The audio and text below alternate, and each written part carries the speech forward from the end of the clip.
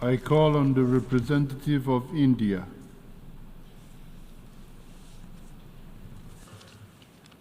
Mr. President, this Assembly regrettably witnessed a travesty this morning.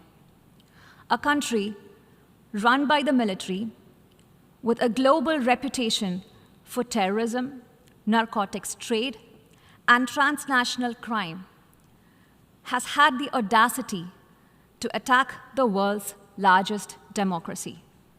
I speak about the reference to India in the speech of the Pakistani Prime Minister.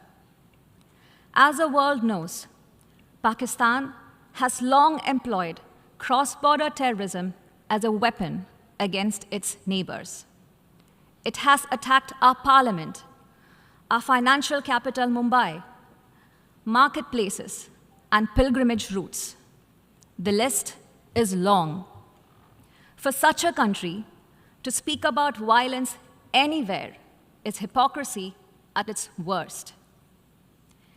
It is even more extraordinary for a country with a history of rigged elections to talk about political choices, that too in a democracy.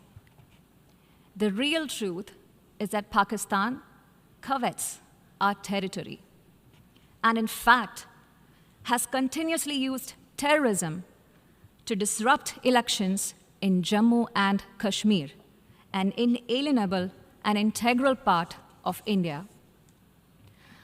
A reference has been made to some proposal of strategic restraint. There can be no compact with terrorism. In fact, Pakistan should realize that cross-border terrorism against India will inevitably invite consequences.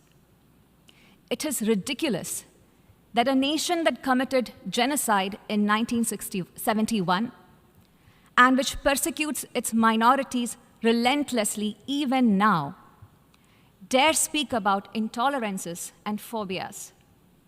The world can see for itself what Pakistan really is. Mr. President, we are talking about a nation that for long hosted Osama bin Laden, a country whose fingerprints are on so many terrorist incidents across the world, whose policies attract the dregs of many societies to make it their home. Perhaps it should come as no surprise that its Prime Minister would so speak in this hallowed hall. Yet, we must make clear how unacceptable his words are to all of us.